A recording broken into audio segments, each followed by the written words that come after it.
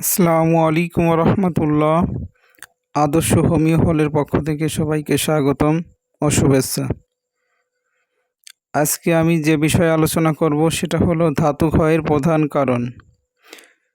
যখনই কোনো পুরুষের মনে কামের চিন্তা বা সেক্সের ভাবনা আসে, তখনই তার পুরুষাঙ্গ উত্থিত হয়ে ওঠে ও শক্ত হয়ে যায়।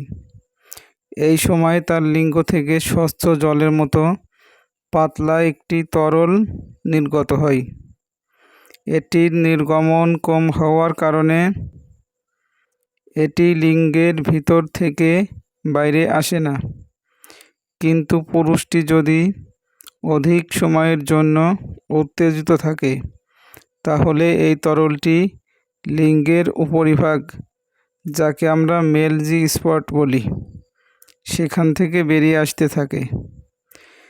আজকের যুগে অনৈতিক চিন্তা ও অশ্লীল ভাবনা বেড়ে যাওয়ার ফলে অনেক যুবক যুবতী অশ্লীল ছবি দেখে ও পড়ে এবং ভুলভাবে তাদের বীর্য বা ধাতু নষ্ট করে।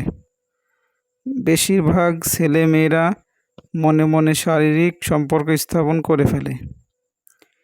এর ফলে পুরুষের লিঙ্গ অনেকক্ষণের জন্য উত্তেজিত অবস্থায় থাকে, আর ফলাফল হিসেবে এই স্বচ্ছ তরল নির্গত হয়ে থাকে।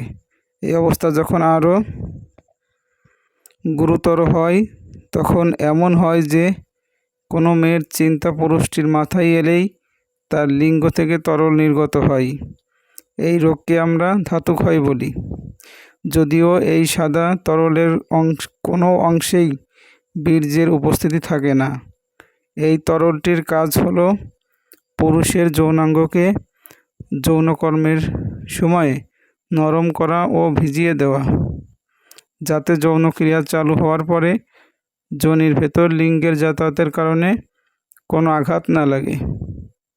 এই তরল নির্গত হওয়ার প্রধান কারণ অত্যাধিক কামদ ও অশ্লীল ভাবনা চিন্তা করা, মন অশান্ত থাকা, কখনো কখনো দুঃখের ঘটনা মনে পড়ে যাওয়া, মস্তিষ্ক কামজোরি ভাব, ব্যক্তির শরীরে প্রয়োজনীয় পুষ্টি ও ভিটামিনের কম থাকার কারণে।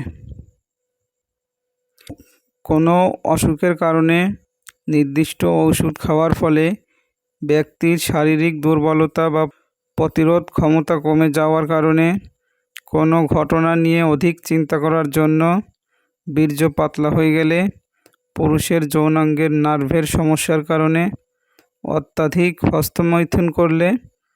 তরল নির্গত হওয়ার উপসর্গগুলো কি কি?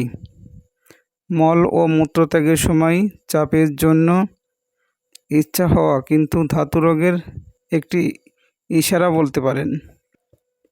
লিঙ্গের মুখ থেকে লালা পড়া, পৌরস বীর্যের পাতলা হয়ে যাওয়া, শরীরের দুর্বলতা অনুভব করা, ছোট ছোট ব্যাপার অধিক চিন্তা করা, হাতে বা শরীরের কোনো অংশে কম্পন অনুভব করা, পেটের ব্যথায় ভুগলে বা পেট পরিষ্কার না হলে, কোষ্ঠকাঠিন্য হলে, শ্বাস নেওয়ার সমস্যা বা কোনো রকম শ্বাসকষ্ট হলে, কাশি হলে, শরীরে যদি ব্যথা করতে থাকে, অল্প বা বেশি মাথা ঘুরতে থাকলে বা ফুর্তির অভাব দেখা দিলে।